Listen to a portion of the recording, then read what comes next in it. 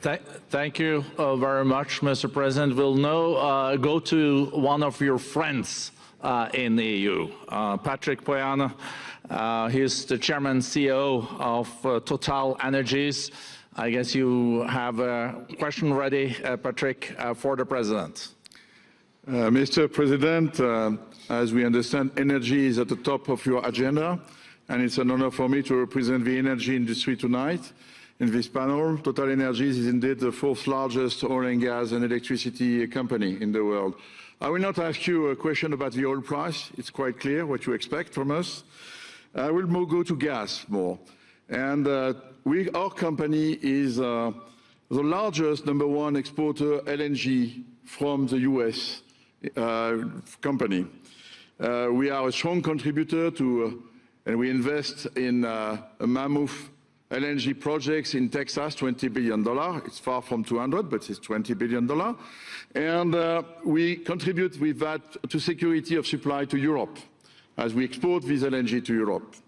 Some experts fear that if there are too many projects developed in the US on LNG, this could have an inflationary impact on the US domestic gas price.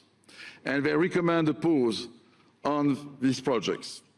I would ask you the following question. What are your views about such a pause on investments on LNG in the US? What would happen if you would observe an increased domestic gas price because of these exports? And final question, which is important for Europe, would you agree to guarantee security of supplies of US LNG to Europe? Well, on the last part of your question, yes, I would. I would make sure that you get it. If we make a deal, we make a deal, you'll get it. Because a lot of people do have that problem. They make a deal and then it can't get supplied because of war-type problems and other problems. So we would absolutely do that. LNG is very interesting because when I took office for the first term, one of the first things I looked at was there were two very massive plants in Louisiana, a state that has been very good to me, won it by many, many points. And I felt strongly indebted to it, actually. And they said there are two plants that have been under environmental consideration for more than 10 years. And they were costing, as you say, you know how expensive those plants are, but they were costing like 12 billion and I think 14 or 15 billion, but they couldn't get their permits. They were in review for years, many, many years, like a decade or more. And I said, so ridiculous. I know so much about that because in the construction industry, I had to go through it too, but I got good at it after a while. But I saw the projects, and you're talking about a total investment of 25 to $30 billion, and it looked like it was going to end. They couldn't get their permits, and I got them done in less than a week.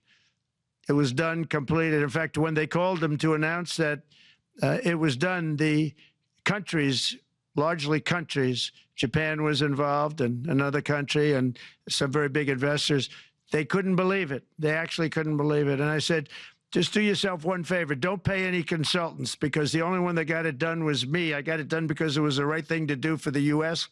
and for the world, but the consultants had nothing to do with it. You know, the consultants go in and they say, give us millions of dollars because Trump did it. Nobody called me about it. I just heard it was a problem for years.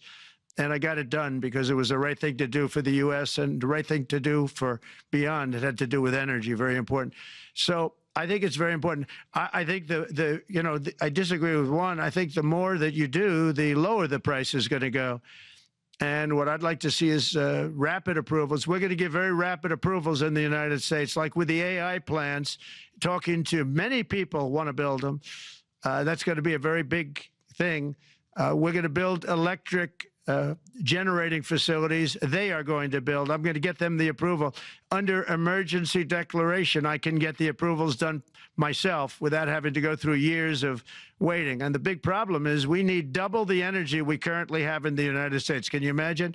For AI to really be as big as we want to have it, because it's a very competitive, it'll be very competitive with China and others.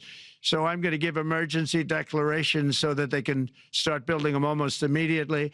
And I think it was largely my idea because nobody thought this was possible. It wasn't that they were not smart, because they're the smartest, but I told them that what I want you to do is build your electric generating plant right next to your plant as a separate building connected. And they said, wow, you're kidding. And I said, no, I'm not kidding. You don't have to hook into the grid, which is old and, could be taken out. If it's taken out, they wouldn't have any way to get any electricity. So we are going to allow them to go on a very rapid basis to build their plant, build the electric generating plant. They can fuel it with anything they want, and they may have coal as a backup, good, clean coal.